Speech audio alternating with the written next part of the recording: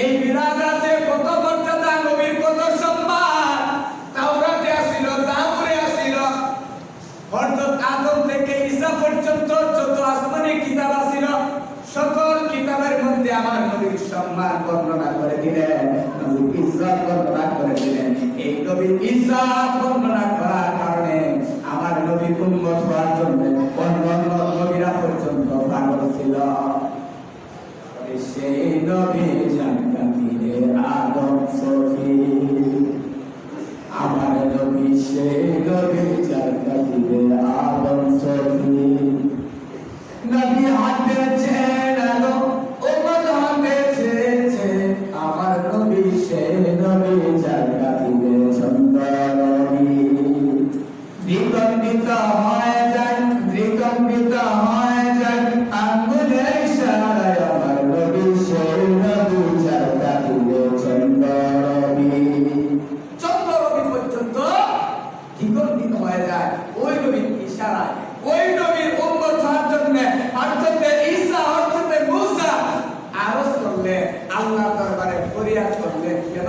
ওই নবীর মুজিজা, ওই নবীর গুণাবলী, ওই নবীর আদর্শ এত বেশি, ওই নবীর মর্যাদা আল্লাহ তাআলা এত বেশি বাড়াই দিলেন। ওয়া রাফা'না লাকা যিকরাক, যার কোন শেষ। ওই নবীর জন্মগ্রহণ করবেন, দুনিয়াতে আসবে, তখন আল্লাহর জান্নাতি মানুষগুলো দিয়ে রিসিভ করাইবে। হাদিস সাক্ষী রাসূল করিম সাল্লাল্লাহু আলাইহি ওয়াসাল্লাম জমিনে আসবেন।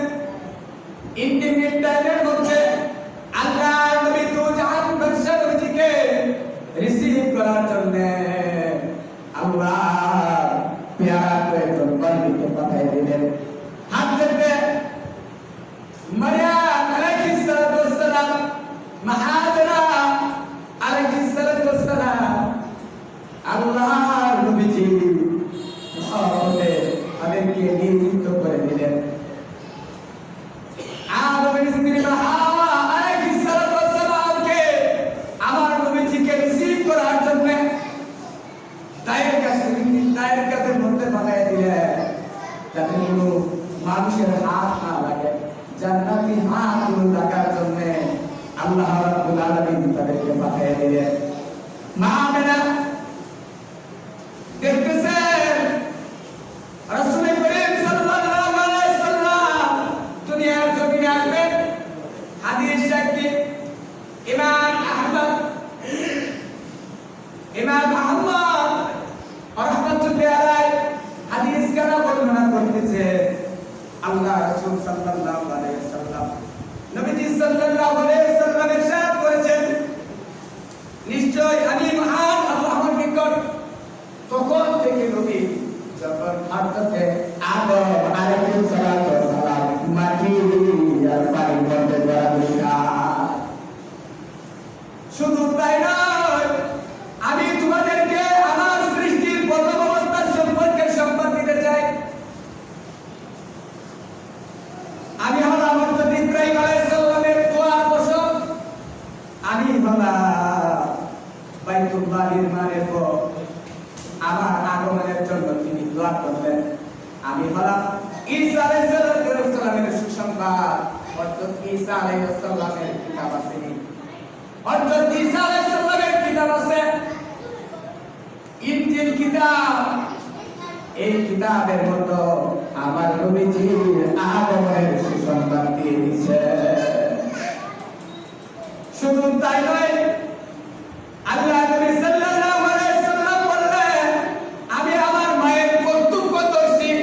যেই দিন আমার মা ফাতেমা, যখন আমাকে প্রতিষ্ঠা করায়, যখন আমি দুনিয়াতে আসলাম, আমার মা স্বপ্ন দেখেছেন না। আমার মা প্রত্যক্ষদর্শী মানে কি?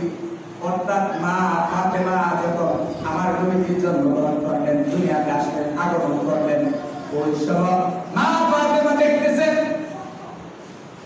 দালাইল মুবারকের ওই হাদিস কানুন করেছে, সহিহ হাদিসে, সহিহ সনদের মধ্যে রাসূলুল্লাহ সাল্লাল্লাহু আলাইহি ওয়াসাল্লাম বললেন, আমার মা দেখতেছেন একটা নূরের রোশনী তার দেহ থেকে বাইর হয়ে এসে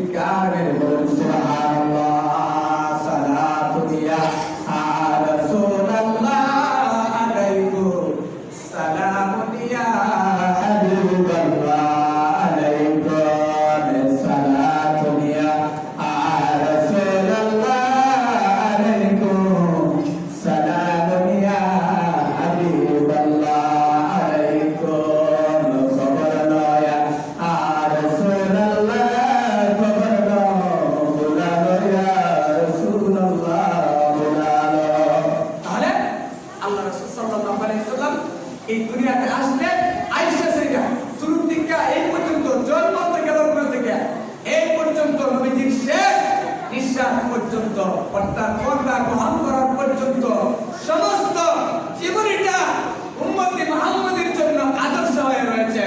এত ওই রহমাতুল লিল আলামিন পাইয়া ইসলাম পাইয়া মহব্বত করে যদি আমরা খুশি হইতে না পারি, আমাদের মতো হতভাগা আর নাই। এত আমরা খুশি হইব আর নবীজির মিলাদে প্রত্যেকে আল্লাহ রাসূল সাল্লাল্লাহু আলাইহি ওয়াসাল্লামের সাথে প্রেমের কালেকশন তৈরি করব, দুরুদের মালা, দুরুদ আপনি বলব বেশি বেশি করে, প্রত্যেকের ঘরে ঘরে দুরুদ।